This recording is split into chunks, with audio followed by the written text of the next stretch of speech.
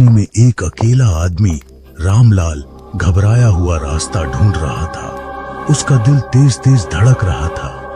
गांव में उसकी पत्नी उसका इंतजार कर रही थी।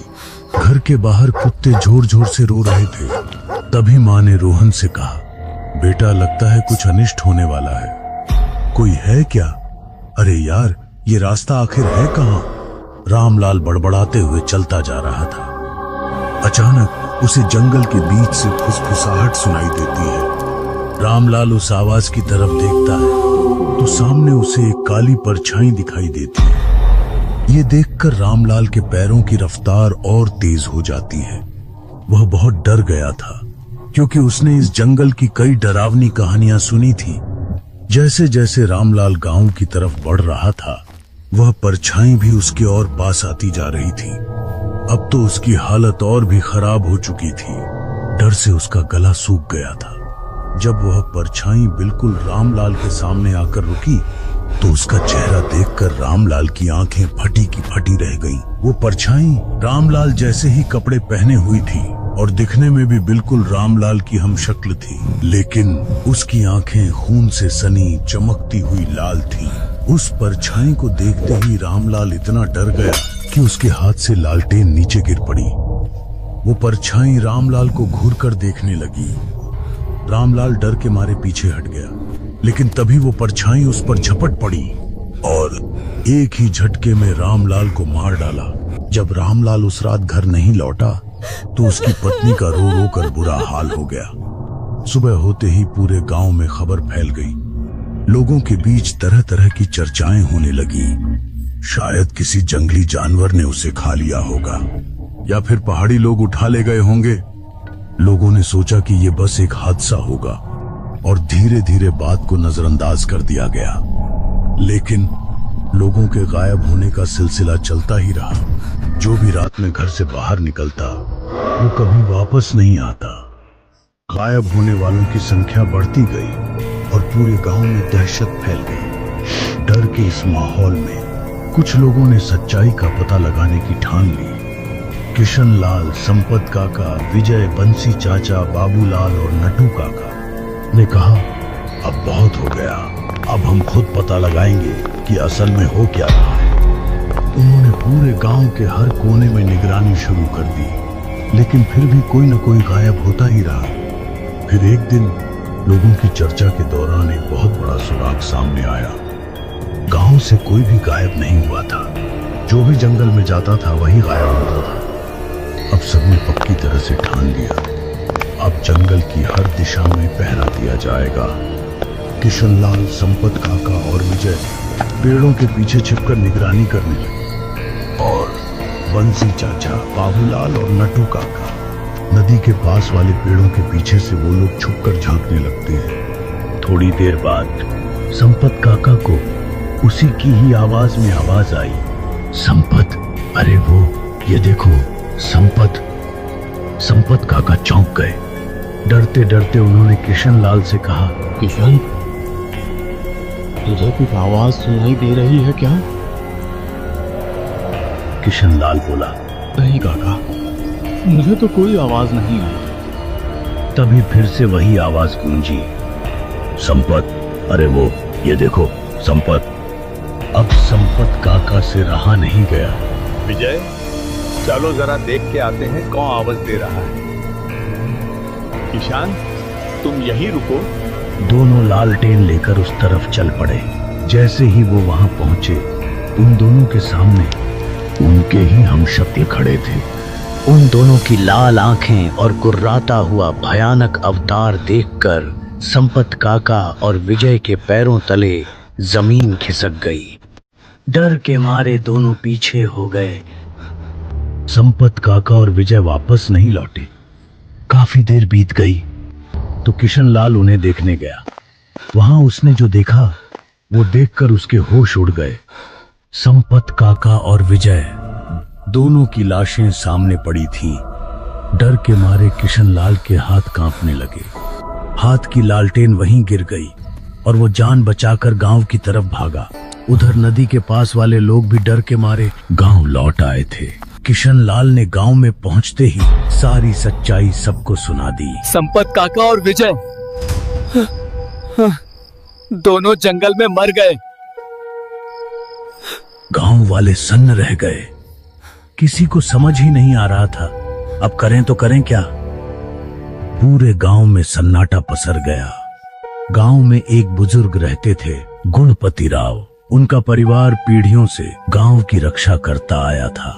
जब गांव वालों ने उन्हें सारी बात बताई तो उन्होंने जो कहा उसे सुनकर सबके पैरों तले जमीन खिसक गई। उन्होंने गंभीर आवाज में कहा, छलावा जाग गया है, उसे मारा नहीं किया जा सकता, उसे बंदी बनाना होगा। वो सिर्फ उसी को मार रहा है जो डरता है, जिसका मन साफ नहीं और जो दूसरों की मदद नहीं करता। वह छलावा कभी इस गांव के पास वाली गुफा में रहने वाला एक साधु था। उसे अमर होने का भूत सवार हो गया था।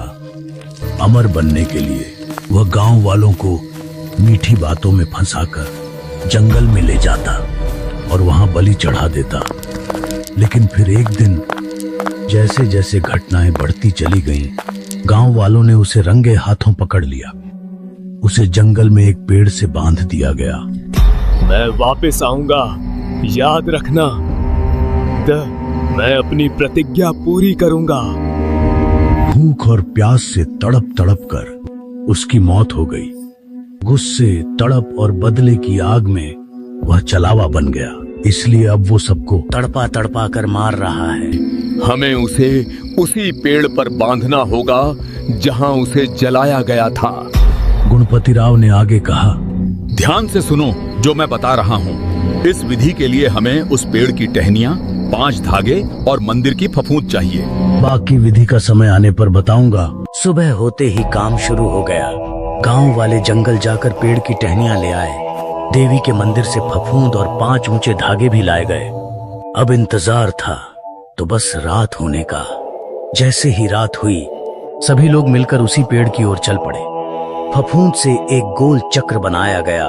पेड़ की टहनियां रखी गईं। मंत्र पढ़ना शुरू किया गया। पद में हूँ, पद में हूँ। इतने में साधु वहां पर आ गया और बोला, मैं अब किसी को नहीं छोड़ूंगा। और उसने फफूंद मेरी तरफ फेंक दी। लेकिन तभी गुणपति राव बोले, डरो मत, पूजा चालू रखो। वाह, ये छलावा कुछ नहीं कर पाएगा। जैसे ही अंतिम मंत्र समाप्त हुआ, साधु पीपल के पेड़ में समा गया। यकीन उस शाम हिल गया। जब वह मंदिर के पास से गुजर रहा था, अचानक उसने एक बूढ़ी औरत को देखा। वो एक पेड़ के नीचे बैठी थी और बेहिसाब घूर रही थी।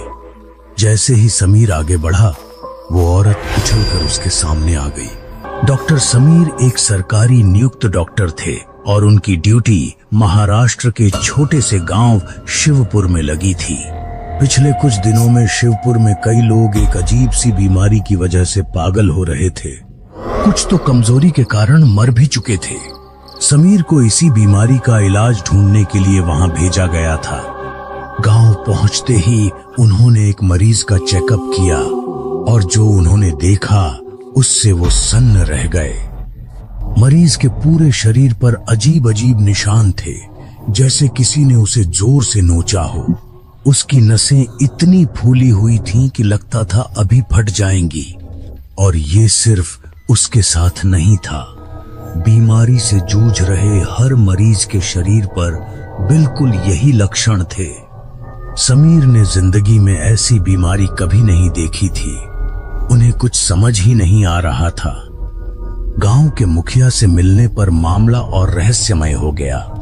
मुखिया ने कहा, यह कोई बीमारी नहीं है, यह देवी का श्राप है।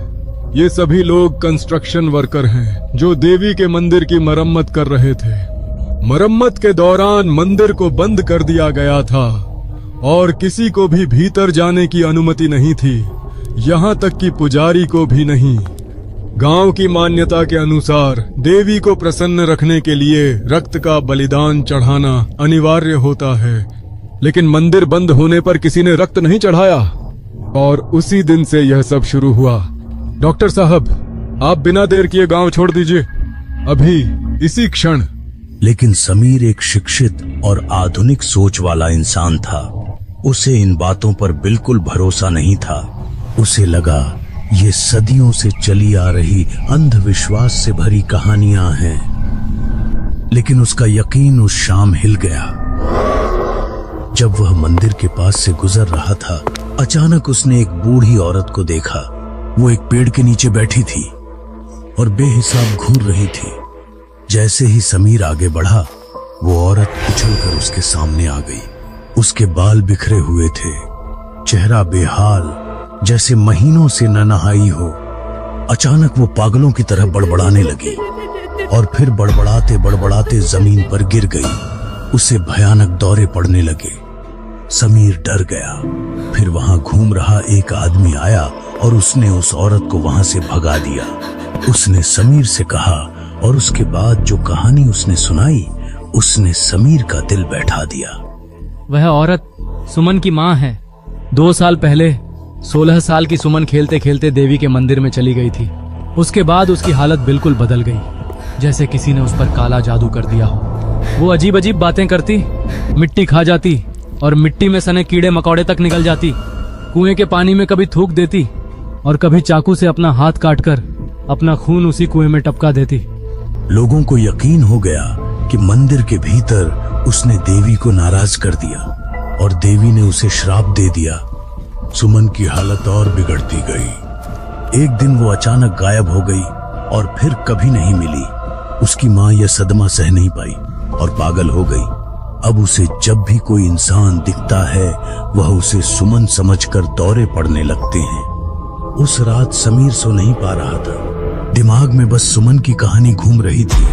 काफी देर बाद नींद आई, पर आधी रात अचानक टप टप की आवाज से वो जाग गया। छत के पंखे से कुछ टपक रहा था। समीर ने ध्यान से देखा और उसका खून जम गया। वो पानी नहीं था, खून था। कमरा पूरा खून से भरा हुआ था और उस खून में कदमों के निशान बने थे। निशानों को देखते हुए समीर घर के बाहर पहुंचा और वहां उसने देखा 16 से 17 साल की एक लड़की मिट्टी में बैठे पागलों की तरह कीड़े खा रही है। उसका शरीर भी उसी बीमारी की तरह था, नीला पड़ा हुआ, फूली नसें। लड़की की ऐसी हालत देखकर समीर बहुत डर गया। अचानक वो लड़की उठी, बेहद अजीब तरीके से चलती हुई उसकी तरफ बढ़ी और एक झटके में समीर का गला पकड़कर उसे हवा में उठा लिया। फिर उसी क्षण उसकी आंखें सफेद हो गईं और उसे तेज दौरे पड़ने लगे। उसने समीर का गला छोड़ दिया। समीर गिर पड़ा और उसी के साथ वो लड़की भी जमीन पर गिरकर बेहोश हो गई। समीर तुरंत उसे अस्पताल ले गया, लेकिन रिपोर्ट देखकर उसके रोंगटे खड़े हो गए। डॉक्टरों ने कहा, सुमन उस रात नहीं मरी, वो तो कई दिनों पहले ही मर चुकी है। उस रात समीर की दुनिया ही बदल गई। वापस घर पहुंचा तो कमरे में न खून था, न पैरों के निशान, जैसे कुछ हुआ ही नहीं। ये सब देखकर समीर के पैरों तले जमीन खिसक गई। सुबह होते ही समीर शिवपुर हमेशा के लिए छोड़कर चला गया। आज भी वह एक सवाल के साथ जी रहा है। सुमन अगर कई दिन पहले ही मर चुकी थी, तो वो उस रात उसे कैसे दिखी और क्यों?